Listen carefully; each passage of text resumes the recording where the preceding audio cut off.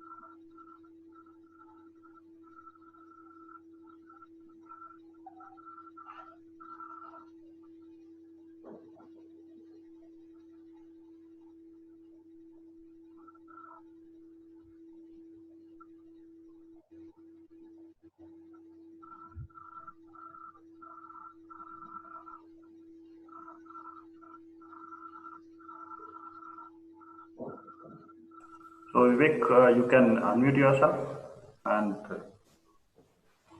start the comparing.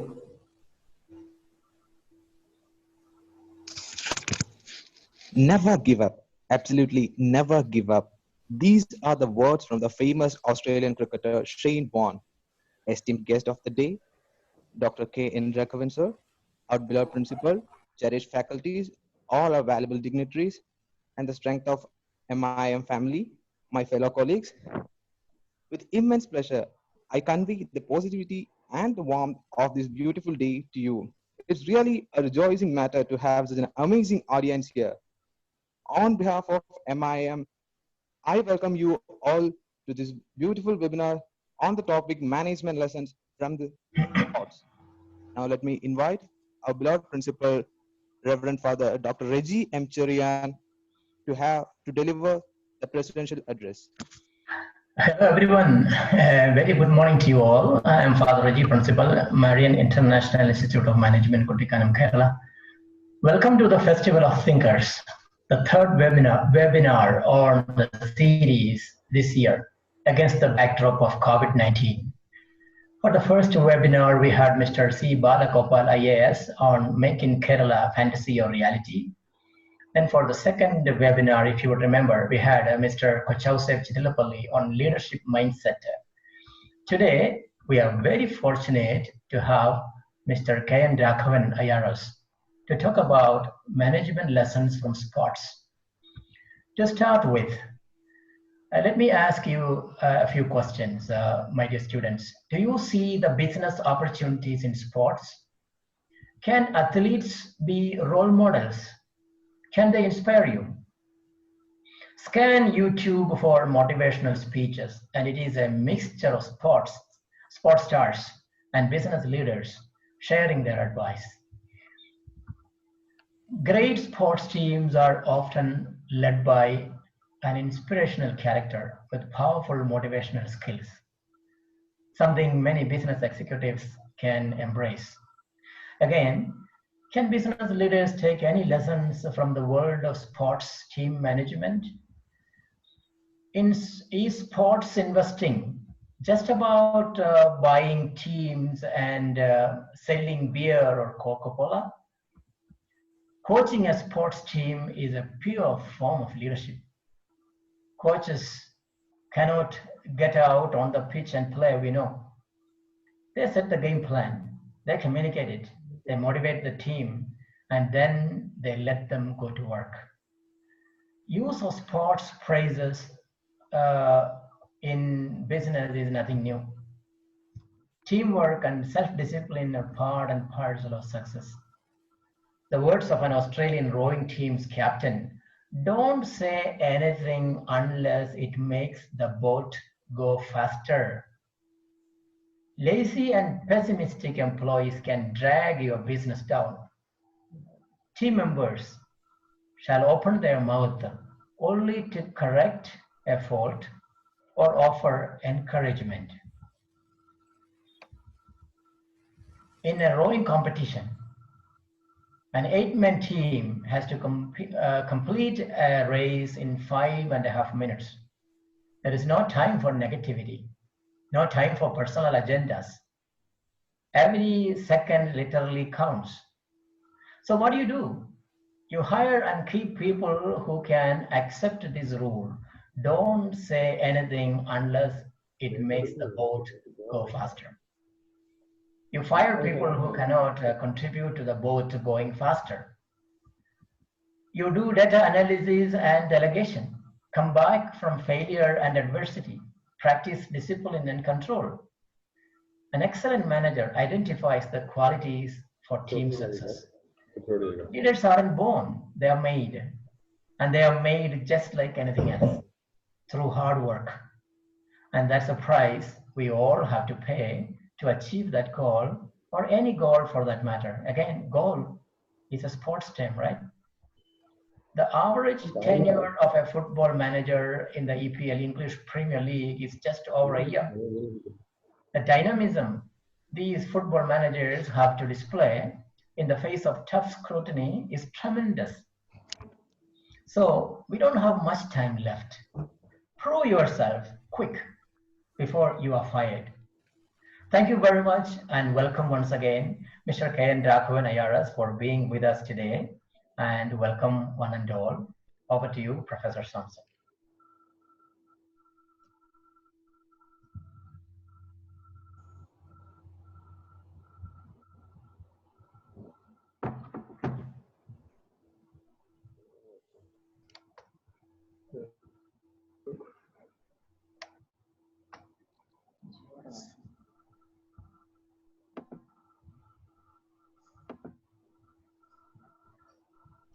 Professor Samson, over to you.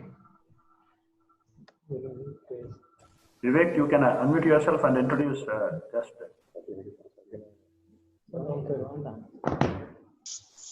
Thank you, Principal. Now let me introduce our chief guest of the day before you. Today we have Dr. K. N. Raghavan.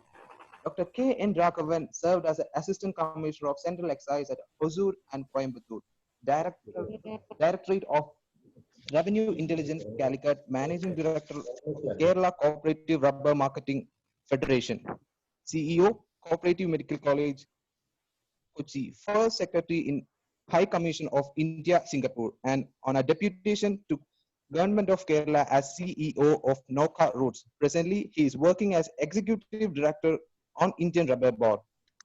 Dr. K. N. Raghavan qualified to the Ranji Trophy panel of accredited umpires of BCCI in the year 1991 and to the All India panel in 1996. World Cup Chronicles, Dividing Lines are the valuable books from this eminent personality. With immense pleasure, let me welcome Dr. K. N. Raghavan to this webinar series. We all welcome you, sir. The floor is all yours.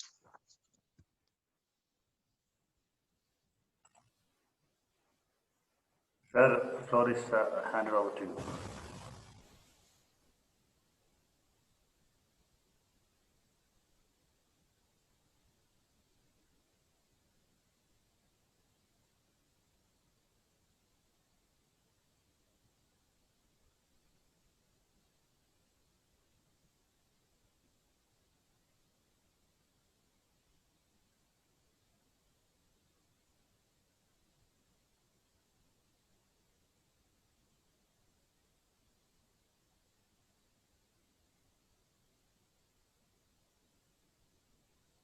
Good morning, can you hear me? Yes, sir, we can hear you. I'm sorry for a small technical glitch here, so let me thank both Professor Samson and Dr. Reggie for inviting me to be part of this very prestigious webinar series. I had the good fortune of visiting your institute 3 years back and enjoying the wonderful atmosphere there and the excellent hospitality also. Times are different now. We are into the world of webinars and use of VCs for communicating.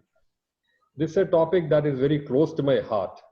What are the management lessons that sports can give us? I have been a fan of sports right from my childhood. And I earnestly believe that the lessons I learned in the playground has stood me in good stead all through the life. So I'll just break up this talk into 4 portions. The first is what is unique about sports. Second is what are the principles for success in sports which have bearing on management. Third would be the current sporting activities which managers can be part of. And fourth is my own personal gain from sports. So I'll talk for around 30-35 minutes. And at the end of that, whatever questions or interaction that we have, we can have. What is unique about sports? The best part of sports is that it is totally objective. Now, if you have a race, you know who finishes first, who jumps further, who jumps higher, which team scores more runs, which team scores more goals. It's very, very transparent and objective. Why I'm saying this because compared to sports, you have the field of arts. So your competitions in dance, your competitions in music. One regular feature of all the Yuvajanotsams that are conducted is that along with the festival that is being that is taking place in the various venues, there is also a parallel battle going on in the courts of law, where the parents of the boys or girls who have not won the first prize or the A+ or the Kala Tilakam file cases before court, where judges who might not even have seen the program or have no interest or expertise in this are asked to sit in judgment. It never happens in field of sports. It is very clear. So the beauty of sports is that it's totally and absolutely objective. Everyone knows who is a winner. Second is that any form of sporting activity is a team activity. Now in team sports, it has to be so. You have the cricket teams, you have the football teams, basketball, and so on and so forth. But even in individual items, you need a team to work with you. I'll just take you through a movie called Bog versus McEnroe. It had come to the movie theaters a couple of years back and it's still available on the Netflix. John Borg was a Swedish tennis player who created history by winning 5 Wimbledon championships at a stretch consecutively from 76 to 80. In 1980, he faced his biggest challenge. There's a brash new player from USA called John McEnroe, who threatened to upset the apple cart. How Borg won that Wimbledon is what is told in that movie. There you see the impact or the effect of a team around Borg. Borg was known to be totally ice cool, unemotional. On the court, he never showed his emotions. When he won Wimbledon, he just sank to his knees with a prayer to God. That was all. But inside the comforts of his room, away from the glare of spotlight, he was very emotional. He would throw tantrums. He could be abusive. All that has come out in the movie. The team around him, the physio, the manager, his girlfriend, they acted as a brilliant shock absorber. They took in all the pressure outside the court so that Borg could perform exceptionally well inside the court. So this is the impact of a team. Show me any successful athlete, you will find a good team along with him. So this is something again unique about sports. Third is sportsman spirit. In which other arena would you see players or individuals fighting against each other? Maybe coming to physicals, fighting hard, slogging it out. But at the end of the specified time, they shake hands and then they part. Whatever happened on the field of play is left there. It doesn't happen in any other walk of life. You carry your hatreds, your anger, your enmity, all that into your regular life. But in sports, yes, that shaking of hands shows that, yes, you are better than me today, but I can catch up tomorrow. And the winner also says, yes, I know I was better today. You might be better tomorrow. So that is a respect that the winner and the loser on that particular day have for each other.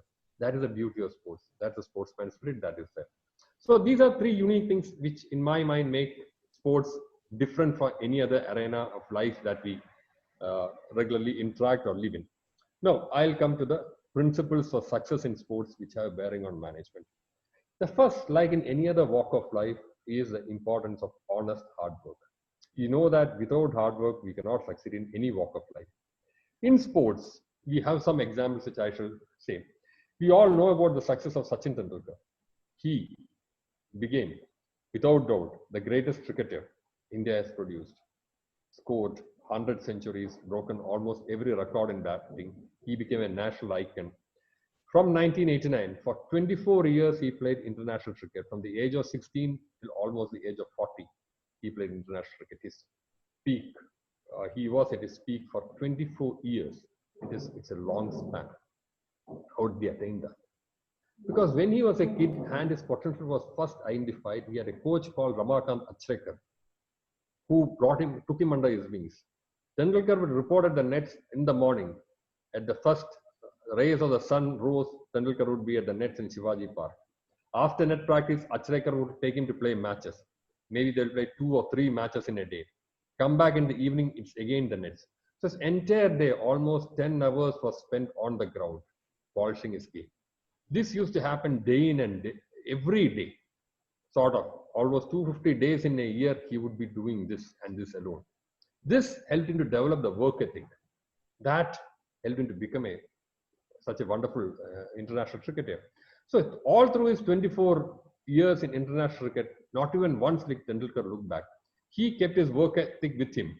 He trained hard. He fought back physical injuries. He stayed at his peak prowess. Sometimes he could have said, yes, I had everything. I got money. I got fame. I got it. I can give up. He never did that because that work ethic was so strongly inscribed inside him by his coach. So this is the importance of honest hard work. I'll take you to another cricketer who before Tendulkar was the youngest player to play for India. His name is Lakshman Sivaramakrishnan.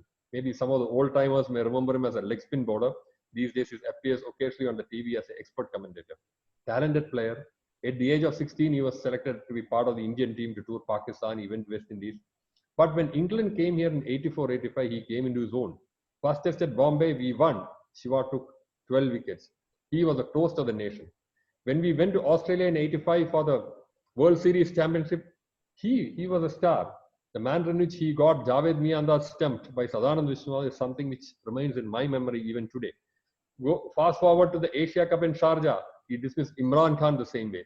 So 2 of the best players of spin bowling in the world had no answers for the magic of Shivaramakrishnan. We thought that here is another match winner for us. He will play for India for at least 2 decades. He was young then, he was just into his early 20s. Sometime later, maybe about 3-4 months after his success in Australia and Sharjah, one of the teams from Chennai had come to take part in the Pooja Knockout tournament, which is held every year at Tripunithura. I used to umpire matches there. So one of the team had as a manager one player called Vaman Kumar, who had played for India as a leg spinner in the early 60s. Kumar was a very decent, nice soul. So he was a manager. He used to interact with everyone. So we asked him, sir, how is Shiva doing? He didn't answer. We thought he didn't hear the question. So again, the question was posed. His reply was very gruff. Don't ask me about Shiva. There's sudden silence all around. Why? What happened? Then he explained, I'm sorry, but I lost all hopes about him. He doesn't come for practice. We're shocked. Here is a player just coming into his peak, toast of the nation. We all expect him to be a match winner for another 2 decades. He doesn't practice.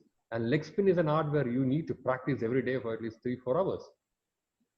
Sure enough, in another 3 months, we saw the effect of Shivaramakrishna's lack of practice. He couldn't pitch the ball right. Either it will be full toss or short pitch.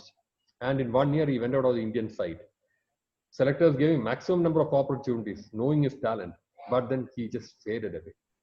So this is the difference. On one side, you have Tendulkar, who converted his talent and potential into output and performance. On the other hand, you have Lakshman Shivaramakrishna, who could have conquered the world, but unfortunately chose not to put in the required amount of hard work that would have guaranteed a success. You must have seen Navjot Singh Sidhu, more popular these days as a TV personality, Deputy Chief Minister of Punjab for some time, political personality, commentator. When he started out as a player, he would score 20 runs in 2 hours. So at the end of one series against West Indies, a critic called Rajan Bala wrote, Navjot Sidhu, the strokeless wonder. Sidhu says when he saw the article, he cried. He hid the newspaper from his father. And then he decided that he would make amends. Sidhu says that before that, he used to cheat a lot. He would say he's going for class, he will loiter around while going for cricket practice. Instead of that, he will go to watch a movie. So a lot of small cheating, which is, well, rather of the innocuous type, what he used to do. But he decided that I will stop cheating today. He practiced. For 1 year, he practiced hitting sixes. So when he came back to the national side, the strokeless wonder became sixer Sidhu. That's how he saw him from run to one, who is a very successful big hitter. Again, benefit of hard work. The second point that sports teaches you is that you should learn to enjoy it. See, a lot of people ask me why I left medicine. My answer is I didn't enjoy it. Why? Because you find successful doctors are at home in medicine, in a hospital. They keep seeing patients. They even after their hours of work are over, they will still find something to go there and check up again. They read up about it. So they find a lot of enjoyment in doing that. Any profession, for you to be successful, you need to enjoy it. Similarly, about any sports also. You can bring in that amount of hard work into a particular avenue or profession or vocation only if you really enjoy doing that. Do you think Tendulkar would have put in 10 hours of work every day if he didn't enjoy it? He would have loved the game with such a passion that he would have put in 2 or 3 hours extra also. That is the level of enjoyment he had. When Sunil Gavaskar, one of the greatest Indian batsmen, retired in '87, somebody asked him, what prompted you?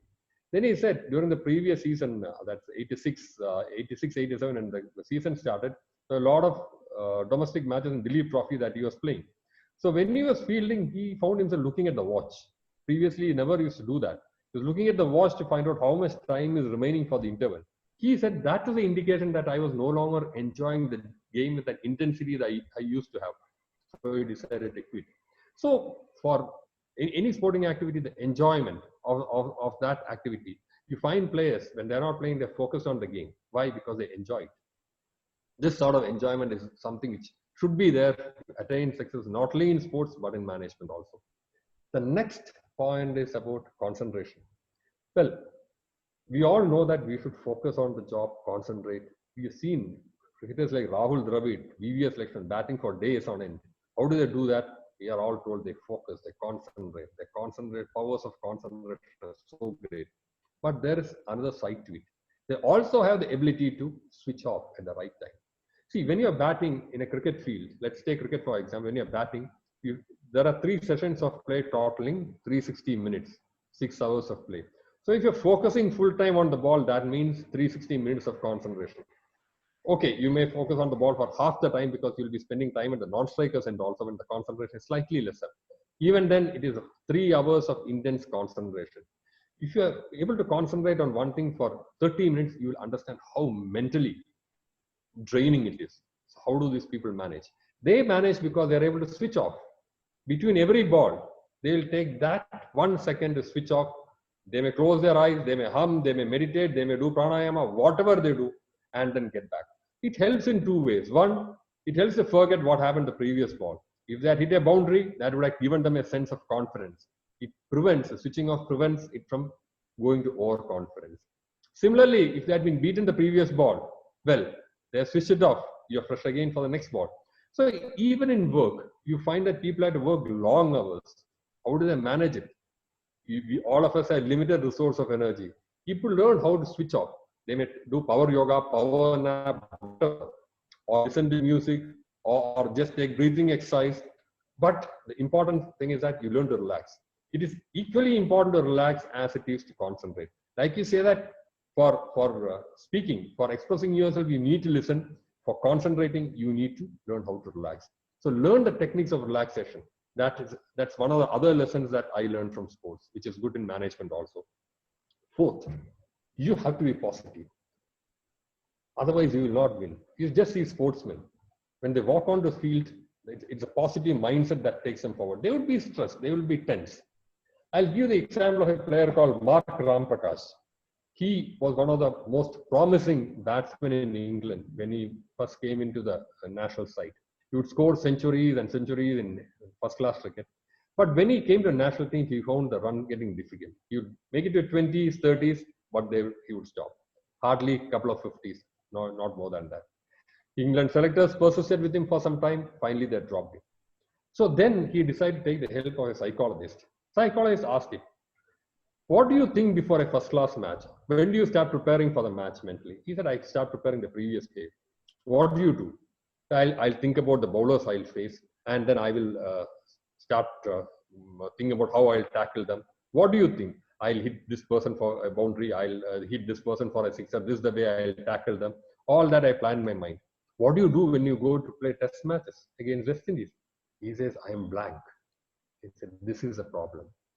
You can play Malcolm Marshall in English County when he's bowling for Hampshire. Why don't you do the same thing when you're playing in test cricket also?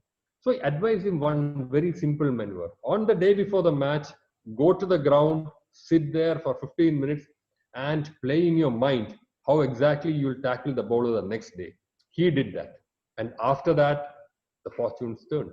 Ramprakash started scoring more runs.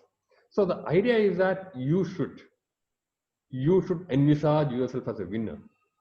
Any sportsman, he keeps fighting. Why?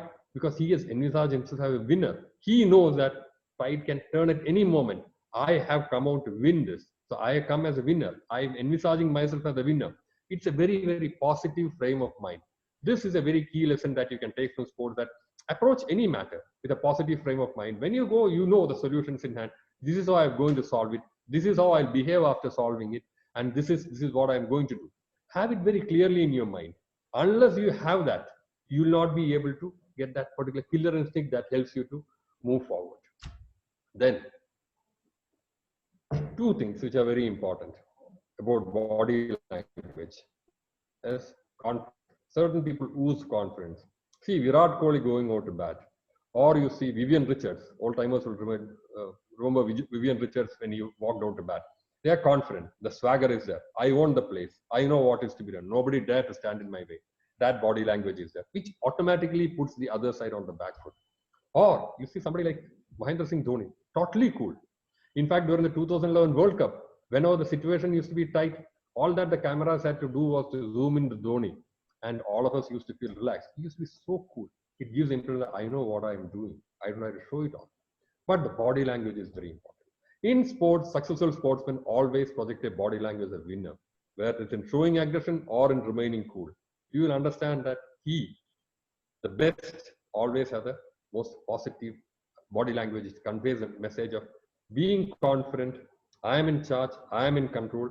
They exude confidence, but maybe it borders on arrogance at times, But no, it doesn't become overconfident at any time.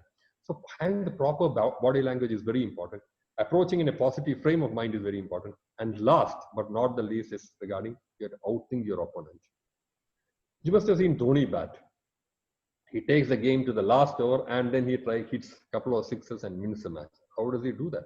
How is he able to hit sixes with such amazing frequency in the last overs? At least he used to do that till its form started waning, because he was able to outthink the bowler. He would know exactly where the bowler is going to pitch the ball. Why? Because he has seen the bowler, he has analyzed him, he has gone to top gear. Maybe you can use the word he's able to psych him out, but he knew that. I'll give one example. In 1985, India played Pakistan at Sharjah, Australasia Cup final. It became famous as Javed Mian Sah's match. Pakistan required 4 runs to win of the last ball. The Indian bowler was Chetan Sharma. Obviously, everyone was tense. Even those of us who were watching in Kerala were tense as to what is happening. Will we win? And after all, playing Pakistan is always a very emotional moment also for people of both countries. Chetan Sharma started running in. He stopped. He went back. Well, again, the body language of a person who is confused. Miandar was cocky, confident. He coolly took 2 steps outside the crease and waited. Chetan Sharma wanted to bowl a Yorker. Because Miandar had stood 2 feet outside, it became a full toss. He took 1 step forward. It became a simple full toss, which he coolly flicked mid-wicket for a 6. Last ball, you need 4 runs. Miandar hits a 6 and wins a tie. India found it difficult to win matches in Sharjah after that. Such was the psychological impact of the loss that we had. Why did it happen? Miandar knew that, yes, I know what he is going to do. The message of Chetan Sharma was very clear. Whatever you do, I am going to hit you for a 6. So Chetan Sharma was confused, finally ended up bowling, trying to bowl a Yorker, which became a full toss. That was it. But we also got back. How did we get back? In 2007 T20 World Cup final, India were playing Pakistan. When the last over started, somewhere around 12 runs were required. Harbhajan Singh had overs left, other people had overs left, but Mahendra Singh Dhoni called in Jogendra Sharma. Why? Because he is an unknown weapon. Misbah-ul Haq was going on, firing on all cylinders. If any of the regular bowlers had come in, he would have outthought them. But Dhoni being Dhoni, outfoxed Misbah. He threw him off balance by bringing a very irregular bowler. He hadn't bowled before, and his first over was going to the most critical over. He would have been tense, but then Misbah lost his cool. He lost his moorings. And what did he do? He hit a 6. But again, he wasn't able to outthink Jogendra Sharma. So he thought he will have the easy way out and did something stupid of scooping the ball, and the ball was caught by Srishan. So this is what sports teaches you. You have to outthink your opponent. How do you find that players are there in the right place, whether in tennis or football or basketball? Because they are able to outfox the opponents. Why? Because they are able to outthink them. They know what exactly the opponent is going to do. If you know what the opponent is going to do, you are prepared for that. You're prepared for that and for the counter move as well. So this is what, again, another principle which sports has taught me. So what are the principles that I learned? I'll just quickly summarize. Honest hard work, enjoy what you are doing, learn to relax even while concentrating, approach in a positive frame of mind, positive body language where it is aggression or staying cool, and finally the ability to outfox or outthink the opponent. Now I'll come to sporting activities which have a relevance for managers. Usually meetings are conducted in office, but office brings within a level of formality. You're formal, the structured environment is there, which where a lot of people want to have discussions and negotiations outside the office. So it's a more informal arrangement. Earlier days it used to be, shall we meet for dinner? But that has dropped out. Now nobody wants to meet for dinner. Dinner is a much more private affair, which is where a neutral arena like a sporting arena becomes important. So that is how the significance of golf came in. I played golf in Singapore. Beautiful game. The beauty of golf is that you're not playing against your opponent. There are 4 people who play together. So you're playing against yourself. So there is no question of competing with anyone else. And it provides you a time limit of about 2 to 3 hours, by which time you can go through either the 9-hole or the 18-hole holes. So you have time to talk to the other 3 people who are part of your foursome, talk to them, and then if you want to have some discussions about business, that also can take place there. Discussions about management, that can take place there. Good for team building. So it provides a good avenue, salubrious surroundings, lot of greenery around, You can probably have a snack in between. So the informality is there. You're close together. You're moved together as a group during that 2-3 hours that you play the game. You also play a game. You get the exercise. So it is a perfect system for that. But what do we do in Kerala when we don't have golf? There are very few golf courses, or rather in India. This is when somebody told me last year that jogging or running is a new golf. So previously, you see that for conferences, there was nothing organized in the mornings. What do you have? You have a late dinner, you sleep. Nowadays, you said there is an option. People who want to go for a morning run, yes. Have your shoes ready, we'll go for a run at 6 o'clock. Why is that happening? Because people can meet and bond over running. You don't have to pay anything for running. You just need to have a good pair of running shoes and running attire, which anyone can get. So, like-minded people get together. If you're going for a tour to Chennai, you find someone, your business partner, you go for a jog with him. It's a healthy habit. After the jog, you can sit down, discuss over a cup of tea, whatever you want to discuss. And yes, that provides another informal avenue. So develop one of these sports. If you can do golf, nothing like that. Otherwise, try jogging. This keeps you healthy. This provides an informal avenue and a lot of good things that you can discuss outside the confines of office, which would help your career either in management or in business. Now I'll come to what I learned. As I said, I've been passionate about sports right from my childhood. So I've been involved with many sports, but mostly with cricket. And finally, I had some luck as an umpire also. I'll just say 4 things that helped me, which principles that I gathered from sports that put me in good stead in my official life. First is punctuality. An umpire is expected to reach the ground, to quote, not less than 30 minutes before the start of the match. Why should that happen? Everything is set when the umpire comes in. But it is intended that umpire reaches on time. He has time to walk around, see that things are all proper, stems are properly pitched, the equipments are proper. He takes a walk around the round, or both of them together take a walk around the round. Come, relax. You are there on time. Have a cup of tea. So you have time for yourself. You get acclimatized, or rather, with the ambience there, you soak in the ambience. So you are relaxed by the time you walk out to start the game. So arriving for any meeting slightly ahead of time is always an excellent habit. I learned it from umpiring. Whatever it is, you've got to catch a flight. You can reach at 15 minutes. You don't have to rush at the last minute and push people and go to security. You can reach it slightly early. If you're too early, you can walk around. You can read something, whether it's a railway station or bus stand or the airport. You have time to yourself. Similarly, reaching early for a meeting sends a very positive message that the person values the time of the other. If the greatest sin you can do is to keep someone waiting. So being punctual almost always elicits the same level of punctuality and respect for time from your counterpart also. So this is the first lesson I learned from the game. Second, I joined civil service in 1990. I qualified as a first class umpire in 1991. So civil service gives you a job which is straight away pitchforks you to a senior level. What happens is that in an office, is rather head the office, there are a lot of people working under you who will show various forms of respect. They will address you as sir, saab, ayya. They will always do namaste or salute when they see you. So you slowly start gaining some airs around you. You become pumped up. Yes, I am important. That's why people are respecting me. That sort of arrogance can gradually seep into you. Even for the best of the people, it can gradually happen. But I was fortunate that I became an umpire around, or a first class umpire at that stage. And every year I would umpire for 10 or 15 days. When I go for umpiring, the players do not know whether I'm an assistant collector or a deputy director or a joint commissioner. They just see me as another umpire. So if they feel that I made a mistake, they will suffer the choicest of galis on me. Well, I'm just an umpire. I cannot. So this helped to keep my foot firmly on the ground. Otherwise, I would have become really pumped up or arrogant or whatever you call it. But that did not happen to me primarily because of the game, which kept my foot firmly planted on the ground. Third, decision making. In sports, you have to make decisions. You cannot keep waiting. A file you can put aside and say, I'll see tomorrow. Lot of decisions in life you can put for the next day. But in the sporting arena, you have to decide then. Who should go into bat next? Yes, the captain has to take a call.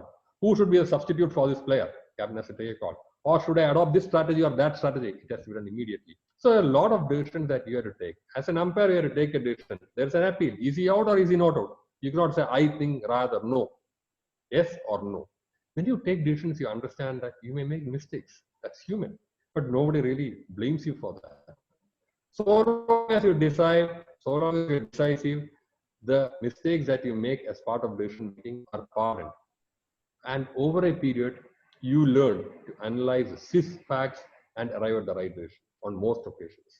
Indian umpires make mistakes. The quantity as what has been quantified rather is that 1 in 24 decisions goes wrong.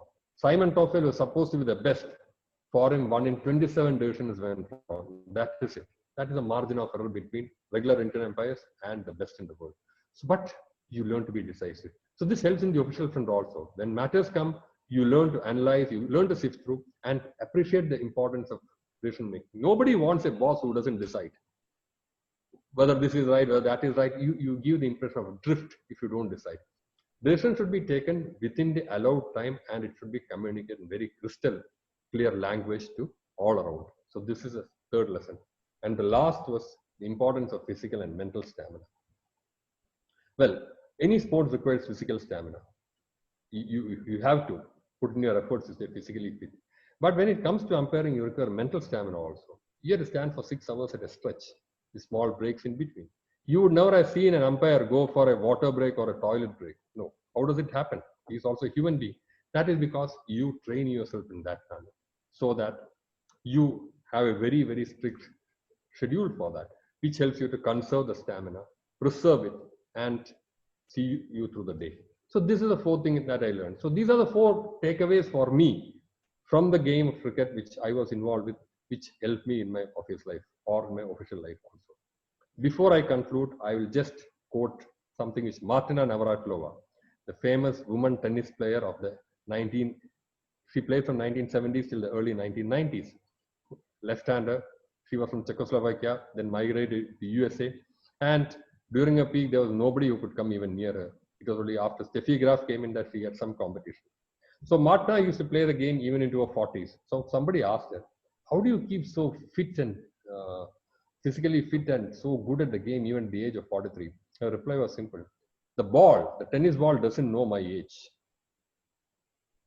You have to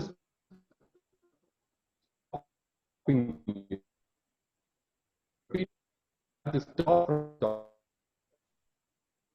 All games in the world are played in one space or 6 inches between the 2 ears. Everything is in your mind. Leave it simple, leave it uncluttered.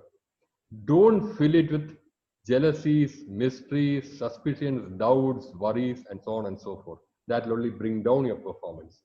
Performance ultimately is potential less the inhibitions that you yourself place on you. So if you have performance, maximize it without inhibitions. So with this, I'll conclude. Thank you very much for a patient hearing. It's been a pleasure to discuss these aspects with you, and any questions on any subject, I am free to take that. Thank you very much.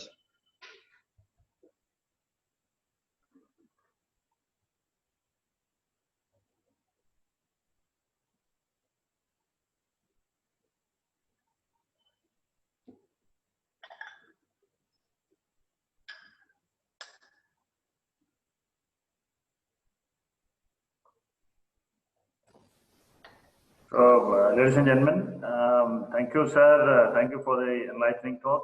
You can type in the questions here, maybe related to service, maybe related to civil service, the experience, related to sports, everything. You can ask questions. You can chat in the chat box. A lot of appreciations are coming. A lot of appreciations are coming. I think a lot of appreciations are coming.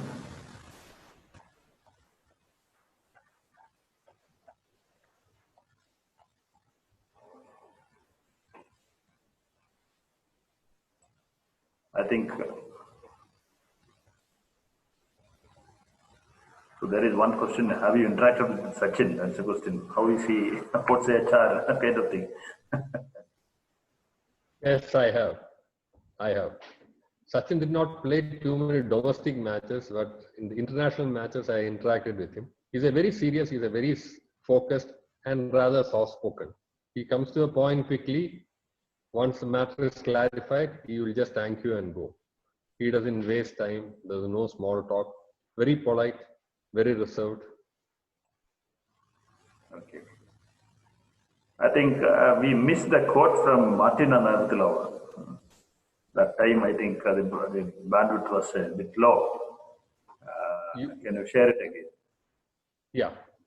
Someone asked Martina Navratilova how she was maintaining her physical fitness at the age of 43 and how she was able to play the game so well. So her reply was, the ball does not know my age. In life, you have to stop from stopping yourself. That's a sentence which I like most. In life, you have to stop from stopping yourself. All games in life are played on a 6-inch ground between your 2 ears. Ultimately, everything rests in your own mind. You should leave it simple and uncluttered. Don't clutter it with hatred, regrets, expectations, mysteries, worries. In the final analysis, performance is potential less the inhibitions that you place on yourself. That's it. Don't clutter your mind. Don't keep your mind a storehouse of all these negative thoughts. Think positively. And the only person who can stop you is you yourself. That is what she is trying to convey. Age, someone asked about her age. She said, why should age be a matter? So long as I am able to do it, I will do it. Nothing can stop me except myself. So you are ultimately the person who determines where you should reach, what you should do. All of you have the potential for that. The sports helps you to maximize that potential. Right, sir. There's a question from Vishnu Priya. The question is this, can you share the experience from Lal Bahadur Shastri Academy, National Academy? No, sorry. The experience there is that all services are put together for a 3-month common training course in the academy. The idea is that all those who pass civil service should come together, get to know each other, and develop some amount of bonding. So you are given inputs in almost all some areas of administration, a bit of Indian history, economics, administration per se, some amount of psychology. There are activities like trekking, which exposes you to new challenges. The one thing which I loved the most was a village visit. In 1 week, you are to spend in an Indian village. A wonderful experience because I'm born and brought up in Kerala, and whatever villages we see in Kerala are totally different from the villages that you see in North India. There's no power, and only one house will have even proper tiled house, or you can say concrete. All the others are small hutments. So you stay in a village like that for 1 week, you get an entirely different feel of life. So idea is to expose you to different things. Like trekking probably you would have done, because in Kerala we walk a lot, there are a lot of mountains and rivers. So we enjoy it. But for a person who is born and brought up in a city, trekking would be a different thing. But for a person like me, the village visit was something which I loved the most. I knew at that point that I would never have this experience. You may be able to go and stay in hotels and other things in various parts of the world or guest houses, but you would never get a chance to stay in a village, again, Indian village, as part of a small team of 5 people, without power, without water, and without toilet. So that is one experience which I'll always recall in my life. Thank you, sir. Again, a question from Mr. Nelson Matthew is asking, have you come across any match fixing happening, or while you were umpiring, or what's your opinion about that? No, see, ultimately umpires are the last people to know about match fixing unless they themselves are approached. Nobody had approached me. So that is an honest thing. But yes, there were rumors about match fixing even in those times. But I didn't get it from my umpiring circuit. I got it because I had worked for 5 years in the Directorate of Revenue Intelligence. So the Bombay unit had once, because they knew about my umpiring thing, they told me that this is happening. And they had some recordings of conversation between some people in the underworld and some of the Indian players.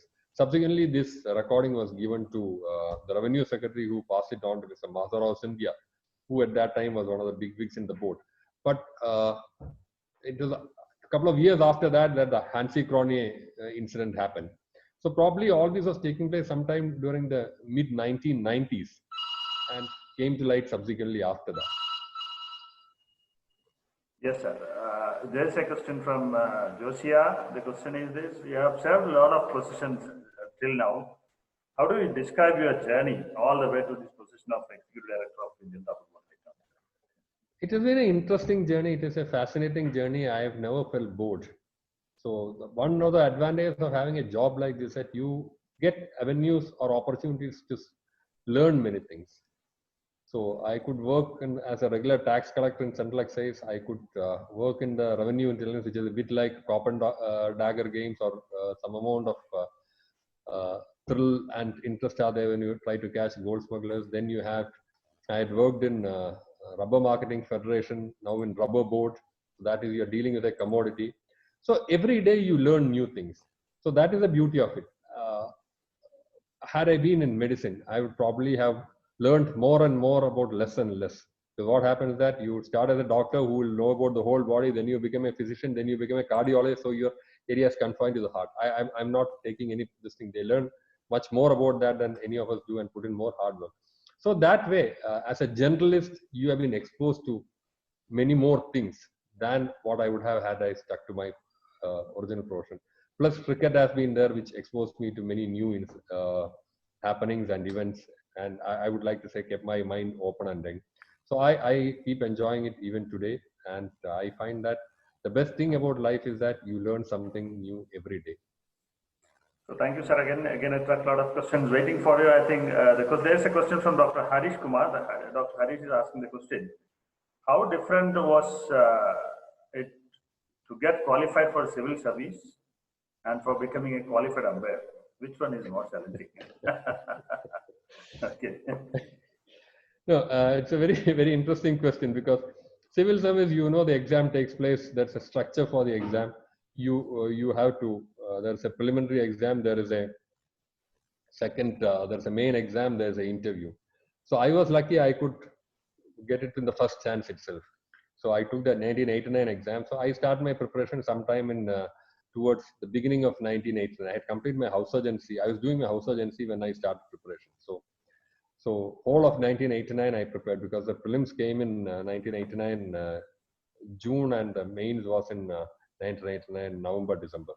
And then the interview came in 1990 April. So it is, yes, one good thing to learn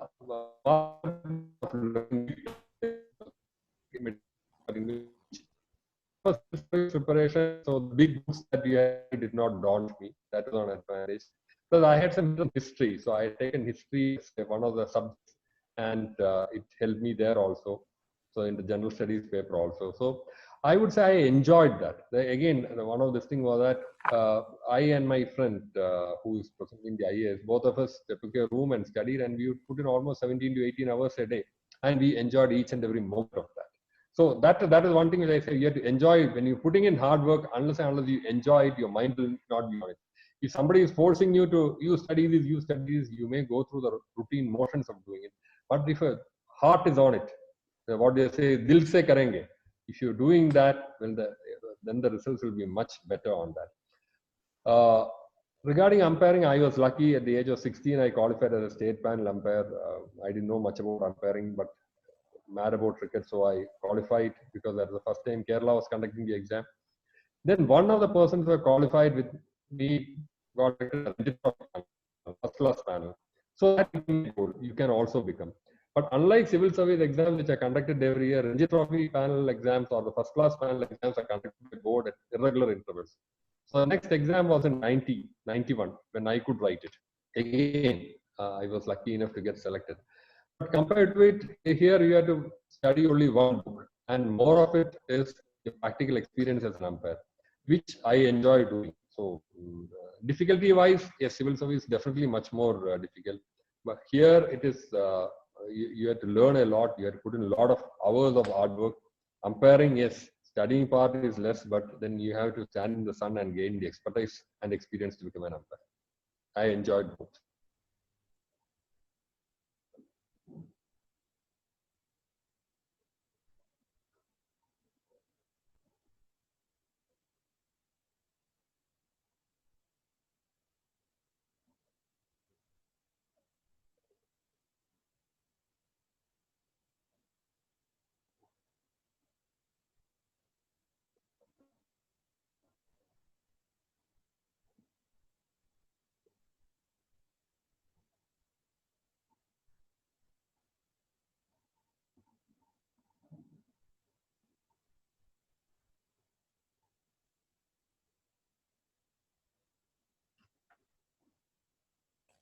Can see one more question. Yeah. The question is this, sir. Question is this, sir. You are talking about focus and goals in your life. Can you tell us where maybe were there in some point of time did you lost any focus in your life, or being human is quite natural? I didn't hear it. Sir, some point of time there is a quite natural tendency from being human. We may miss our goals or we may lose our focus in the goals. You spoke about the goals and focus in life. So did you miss it or or went out of the focus maybe in some point of time? It happens. It happens with all of us. Okay. There are intervals when you feel like doing nothing. Like I'm a compulsive morning jogger. Certain days I wake up, I say, I don't want to do it. I don't do it. So at those times when you feel you don't have the focus for doing something, there's something which my father told me very early in life. If you feel on one particular day that you're not able to study well, close the book and leave it aside for 2 hours and come back after that. So at any time you feel you're losing the focus, just detach yourself, take a break, and then you will come back with renewed vigor. Why are we losing focus? It is because you are fatigued. The reason is you are fatigued. That is because you are not relaxed enough. The stress is becoming too much. At that time, it is necessary to take a break. Take a break, whatever length. Maybe when you're studying, it might be for 1 hour or 2 hours. If otherwise, you can take a break for 1 day, 2 days, or a week. There are people who take breaks for 3 or 4 months also to recharge themselves and come back. I wouldn't recommend that. But this is something which is done very regularly in corporate world, in sports, or in daily life, that people take their time off to recharge their batteries. So any loss of focus, you should understand, is primarily because of fatigue. Once you understand it's because of fatigue, you will be able to solve it. Yes, sir. There are a few more questions. Question from Dinup is there. Question from Aline is there. So what is your experience as an umpire? Or the question is, the job is more challenging or umpiring is more challenging? Hello, sir. I always feel that the job is more challenging. Umpiring is interesting, I would say. There are challenges everywhere, but then I took up umpiring as a hobby. So I enjoyed it as a hobby. So whatever came as part of umpiring, also I enjoyed it. There were pressures. Obviously, when you're if you are driving for a hobby, when you drive, there will be some challenges in training. Similarly, in umpiring also, when it's a hobby, there will be some challenges that come your way. But then job is entirely different, this thing, because that gives you a livelihood, point one. Second, when you get into civil service, you realize that you are very fortunate to have been selected out of so many people who have written the exam. On the other, so that also places on you a certain responsibility, certain commitment to deliver. So that makes it, and plus the opportunities that you get at this level makes the challenges worthwhile. But I would always say that challenges of the job are definitely much more than the challenges of umpiring. Yeah, you are right, sir. You are right, sir. Mr. Ajit is asking a question. What's your opinion about the bowlers in 90s and the present bowlers? Who is smart?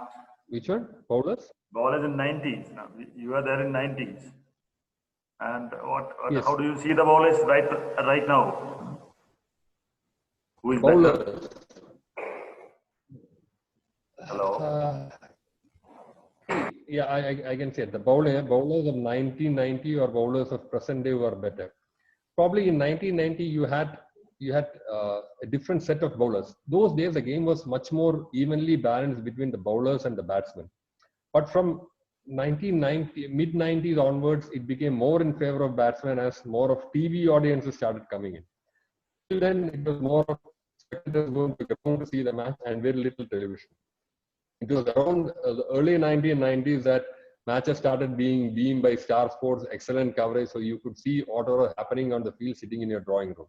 So then you want to have more of TV spectators, because that brought the advertising revenue. So the loss were peaked in favor of the batsmen, because generally people that the authorities got the viewers for seeing more of runs being scored, fours and sixes. So bowlers have been given the short shift. If you look at it, we had excellent quality bowlers, people like Shane Warne, Muthiah Muralitharan, Arun Kumble, all quality spinners all during this period. You had fast bowlers like McGrath. Why our own Jasprit Bumrah is an excellent bowler who has come through this. It's more difficult now than what it was in the 1990s. There are restriction on the number of fielders who can, restriction on the number of the bouncers you can bowl. So bowlers have been having more difficult times. So that is why you feel that the bowlers of present day do not compare. Final. Good cut. Gone out. Wait, just hold on. I think sir will join just now.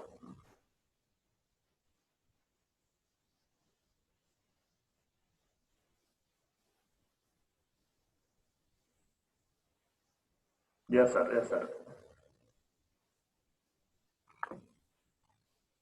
Sir, please unmute yourself.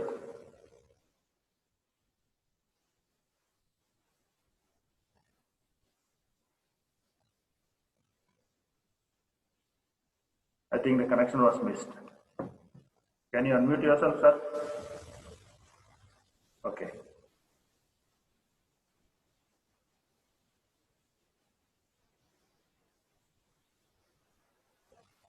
Can you unmute yourself, sir? Can you? Is it audible? Yeah, sorry, it got muted. So what I'm saying is that the bowlers generally be having a more, as far as quality of bowlers are concerned, they might have remained consistent, but game has become much more in favor of batsmen. So the bowlers of the or rather the bowlers who bowled in the 80s and 90s appear to be better based on that particular aspect. I would say that the quality of bowling hasn't come down. Okay. Sir, you are an other, say, a big fan of cricket. Say, how do you manage your work-life balance? How do you manage balance between your passion and profession? This is a question from Ajo.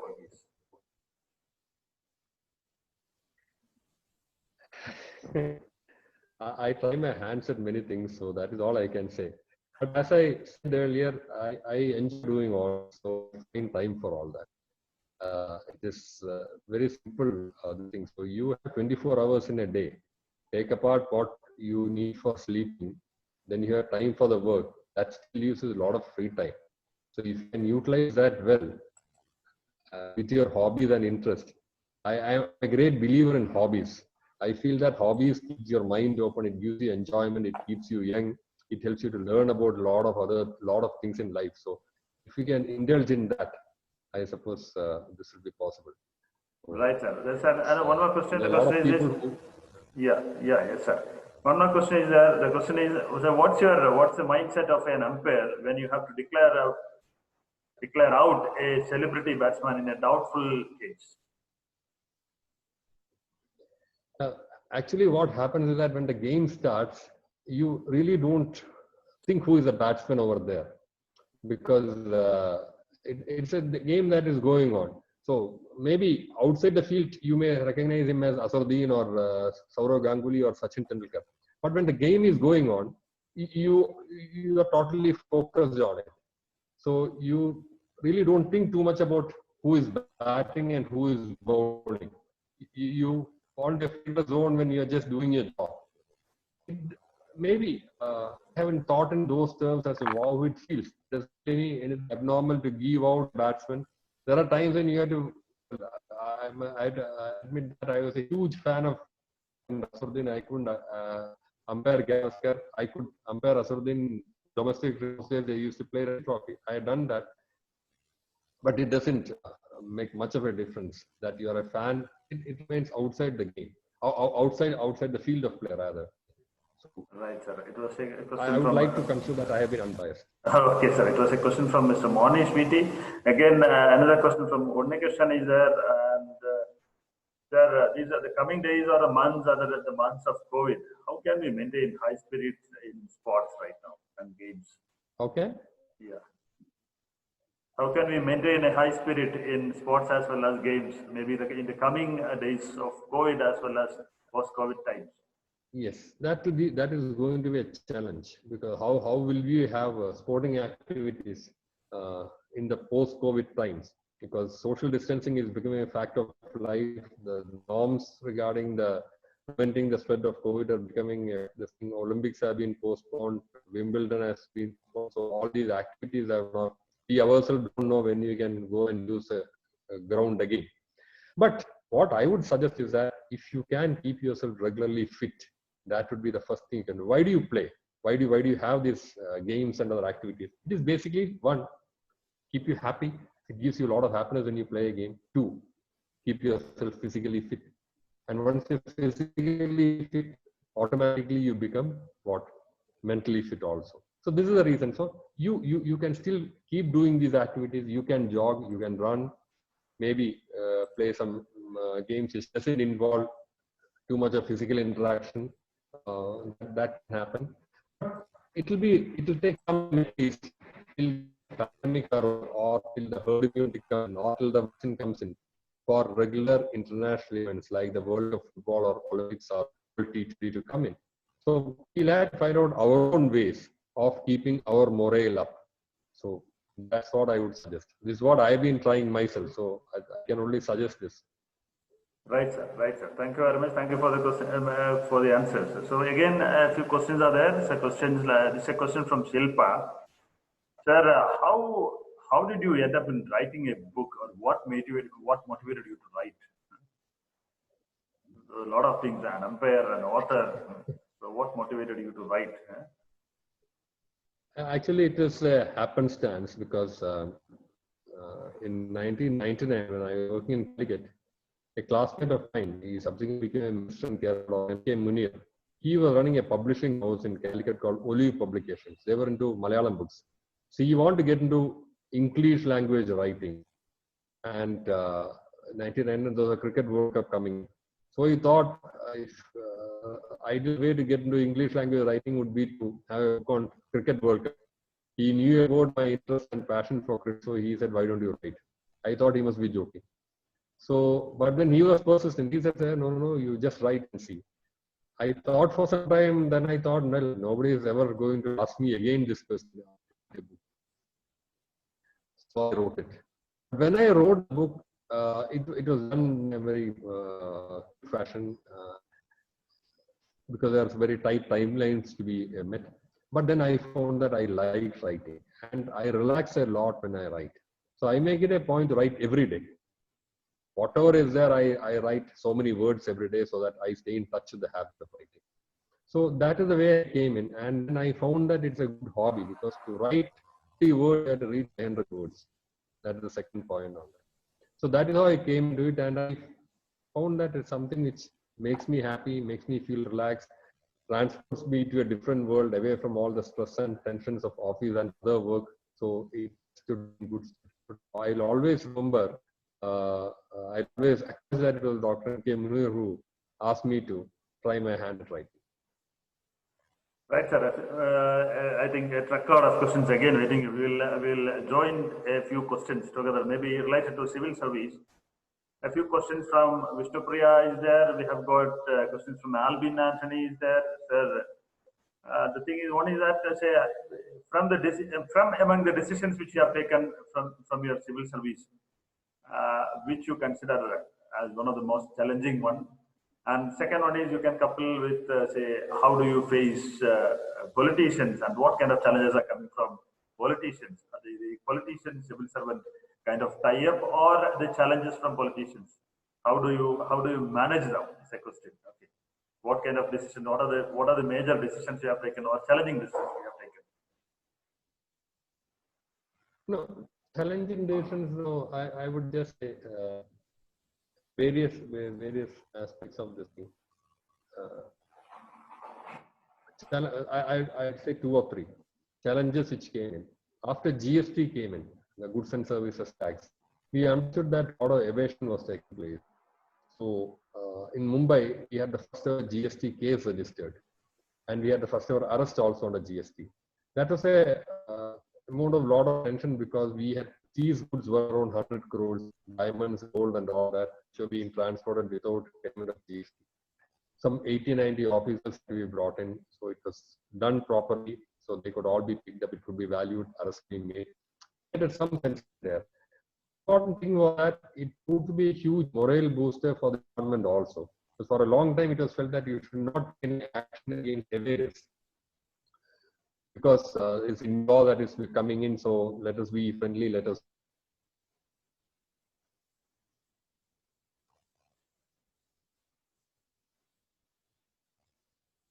Hello. Sir, that's gone out, I think. Okay. Okay. Connected? Okay. Wait. So the connection was just missed the connection. Okay. So that is one decision which I would say I would like to recall as a difficult decision or a significant decision. Similarly, when I was Commissioner of Customs at Cochin, we used to have a lot of gold cases, smuggling of gold. So while detecting case in the airport has become a routine thing, what we decided was that we should not just catch the carriers who bring in the gold. After all, they are doing for a small amount, probably for an air ticket or something. They have come from very poor socioeconomic status. We should also go for the main people who are behind that. So there we could meet some success. And when we went behind the main people, we also felt that we should take steps that all the spoils that they got of their illegal trafficking should also be brought to book. So that is something which got some amount of success at that point, because we could put those people behind bars, catch the main people. So that sent across a message at that point. So these are two things which I would like to think had made some impact. Regarding politicians, civil servants, it's a topic which has been discussed many times in many fora. See, we were being taught from day one that you decide who you are. You can draw your own Lakshman Rekha around you. See, politicians are people who constantly interact with the people. So they carry with them the concerns of the people. There might be a small percentage who will want some extra benefit for some of these things. But you have to learn to respect the politician. At the same time, you have to draw a line that I can do this much within the limit of rules. I cannot go further than that. It's your own call on that. And you'll have to develop your own method of communicating also. There are people who are brusque. There are people who talk very roughly. There are people who speak in good language, like politicians are there. There are some people who are very polite. There are some people who make it a point to be brusque. Some people can be abusive. So, but you need to, as officers, you need to tackle that. You develop your own style of doing it. But the basic thing is that you have to be firm. That is the most important thing. Everyone should understand where you stand. So long as there is clarity about your stand, people learn to respect it. People say, oh, he is difficult. Let us go to somebody else. Let us not trouble him at all. That is a message that you should convey. That comes by clarity of vision and consistency in action, of being firm everywhere. You don't have to be rude. You don't have to be tough. You only have to be firm about what you are. And whatever is possible within the limits of law, you should try to do. That is why you have been posted here. So this is how we have. And generally, most of the officers follow this dictum also. So for all the talk about this thing happening, you find that at the actual working level, very few instances would be there where someone has fallen foul of politicians or there have been bad relationships. Yes, sir. Again, Vishal, Venus, they are asking, do you have a favorite cricketer? Do you have a role model? Do you have any message to the youth? When I started, it was Gavaskar. For the sole reason that he reached where he was by the dint of hard work. He was not as talented as, let's say, Gundappa Vishwanath or Sachin Tendulkar, but he was focused. He just showed that what an ordinary middle class boy could attain in his chosen profession by hard work. He was dogged, he was determined, and then he fought.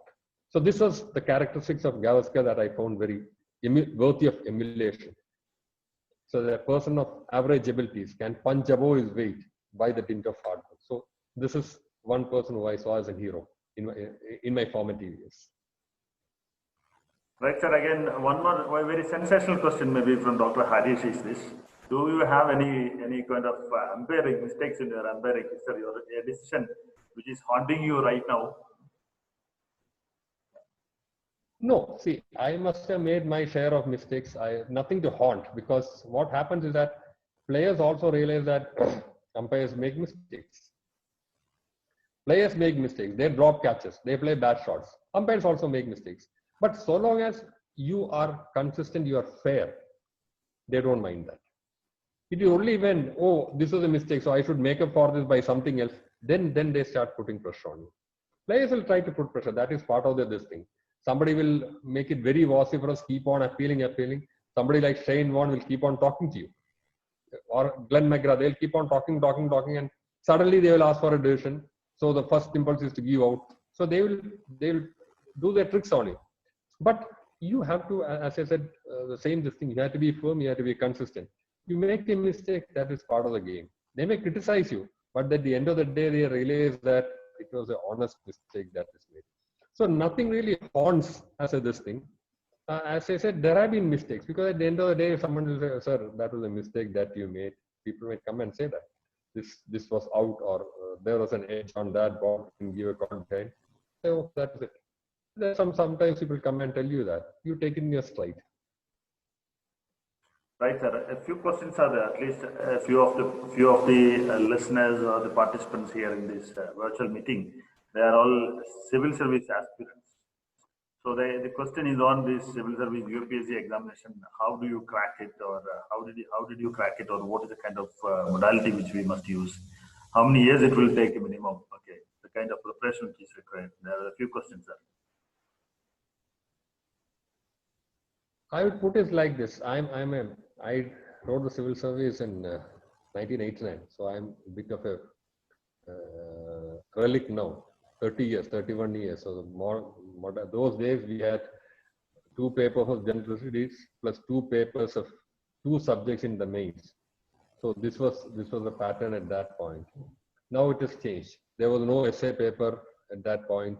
There was no paper on what you call the new ethics paper. Those things were not there. So the pattern of exams have changed. But what I would recommend is that 2 points are there. One, you should be prepared for the hard grind. Keep apart 1 or 2 years of your life for this. Don't look for instant results, because it takes time. I kept about 1 year, extremely lucky. But there are people who normally keep about 2 years of their life for this thing. They do the preparation. Then be totally focused on this and enjoy it. Take a subject which will give you a lot of enjoyment to study, because it's a long run. You have to study for 1 year, 1 subject plus general studies. So if you don't enjoy that subject, you will not make it. So that is the second thing. Third, approach people who have recently cracked the exams. That is what I would say. Approach people who have recently cracked the exams. So they will have some tips to give. They will know what exactly the model is this thing. Try answering some papers, but have faith in yourself. Because as I said, you are sitting out 1 year. Someone asked me, will I lose focus? Similarly, the next question is, will I make the grade? Am I good enough? Our own insecurities will come to the fore. So at that point, it is important that you keep your focus on, and you have the confidence, have faith in yourself, and make this as one big learning process that you're going to enjoy, and then you will make it. See, it is still one of the most meritorious systems that are there. So far, no cloud or scandal has come over that. That is because the system still works. If people, like last year, we got someone from a small house in Wayanad getting it. See the beauty of the system, that they can go all the way to Delhi and clear the exam and come and work as sub-collector in the same district. So that is the beauty of the system. So it's a very straight system. It's a system that is based only on merit, and with hard work and confidence in yourself, you will be able to make it. Choose a subject. That's the most important thing I would say. Choose a subject that you enjoy studying. That would be the key for that. Okay, sir. Right now, also you are a cricket fan. I think you watch. Right now, do you get time to watch all these cricket matches? That's one question. No, not always. Not always. I don't get time to watch. But then what I do is that I follow them on. There's a website called ESPN Cricinfo. So that gives almost updated information. So whenever possible, I follow on that. I don't watch it unless there's a match which is genuinely interesting or something. I find very difficult to follow all the matches. I try to follow India's games, and then otherwise I get most of the information from Cricinfo. Yeah, right. I think, Father Principal, do you have any questions? If you have no questions, okay. Thank you so much, Raghavan sir. It was really interesting. I had 2 questions, but you have already answered one of those questions, I think. The first one was how did you deal with problem players or problem employees? That one, I think you have answered quite a bit. And the second one would be, you are indeed a generalist, medicine, sports, umpiring, agriculture, now rubber board. So against the backdrop of COVID-19, what would be your advice to the youngsters today? First question about man management. Man management is a key in any organization. So you find that 10 to 15% would be brilliant. They would do well. About 5 to 10% would be bad, and the remaining will go as per the directions of the management. This is a general thing which I found true in most of the organizations I have worked. Again, you have to take the good with the indifferent with the bad, and get the best out of them. One thing is, what always tries is to set a personal example, try to set clear targets, try to interact with them. If anyone is having a difficult phase, try to find out what exactly, if there are any solvable problems, any curable problems, you should try to cure that, which is something you should, or you should make sincere, hard attempts to do that. People understand that not all problems can be solved by you. But if you make it a point to understand the problems and try to solve it, that will help. This is one area. Second is to be absolutely fair. Because what happens, one advantage of civil service is that because you keep moving from one post to post, the element of bias becomes lesser. You don't spend too much time in any organization to develop deep-rooted interest or bias. So, but again, you have to seem to be fairly fair in your dealings, that you don't favor X or Y for reasons other than merit. So these are two things that you can do. And be firm with acts of indiscipline, with acts of bad behavior. Anything coming, we have to take, where we have to take disciplinary proceedings, we have to take it. There's no shortcut on that. You definitely have to do, because otherwise that will become a signal that you are too soft, people can get away with anything. So at some point on misbehavior, corruption, you have to take a stand. You have to clearly take the stand. That's not a very easy part of the job, but you have to do it, because a person who is corrupt can destroy the entire system, can destroy the good name that others have built up. Because the office gets identified as bad when if there is a bad apple. It's not just one person. So that should be prevented. So there you have to take a firm stand. But where you can show compassion, where you can show understanding, you should do that. Second is the post-COVID scenario. It throws up many more challenges as to how we will cope with it. We have to learn to live with, because the biggest threat of COVID is the economic slowdown, economic recession that can happen. What will happen if economic growth doesn't happen? If economic growth doesn't happen, new industries, new ventures will not come up. Jobs will be in short supply. So this is something which can worry. So what I can suggest is that this is also an opportunity for new ideas and new innovations to come in. You don't always have to go through the beaten track. You can think out. These youngsters are very smart. They have access to information which we never had. So they themselves can find out new avenues for using their talents and growing further. This, as I said, because we have a problem, doesn't mean it is the end of everything.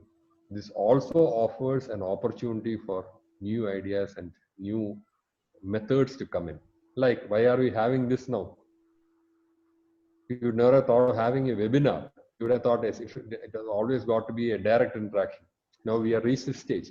So in this way, there are a lot more opportunities coming in various related sectors that are coming in. Stay positive and look forward. These are two things which you should never look backwards. What is over is over. There is no if only, what if, no, it doesn't have any. Remain uncluttered on that, be positive and look forward. That is all I would say. Thank you. So I think we are about to close the meeting. Dear participants, we have got the next week's meeting. The chairman of Eastern Group of Companies, Mr. Nawaz Miran, the former president and chairman of Confederation of Indian Industries Southern Region, will be addressing next week. So we are fortunate enough to get a legend in civil service and a multi-talented personality today. Really, we are all a bit fans of you, sir. We are very happy and lucky to get you here. A versatile personality who has got a lot of put his hands in writing, umpiring, a medical professional also, maybe who is right now a well-proven civil servant. So we express our deep sense of gratitude to Raghavan sir for coming to this virtual platform and giving us a wonderful talk. You have enlightened, came out with a lot of lessons from the sports, really, especially from the cricket. So this was a really amazing experience, new experience for all of us. I think it was a feast for all of us. The 1.5 hours which we spent with you. Thank you very much, sir. Thank you for your presence and the vibrant talk and the findings and the whole innovation and inventions from cricket, the lessons, the new lessons in management, the way you have presented it here. So thank you very much to the participants. Stay tuned for the next webinar series, Madhya Pradesh Institute of Management, the Festival of Thinkers webinar series number 4, which will be hosted by us, and the speaker will be Mr. Nawaz Miran, the chairman of Eastern Group. Thank you very much, sir. Goodbye to you. Thank you. Thank you very much. Thank you very much. Thank you, sir.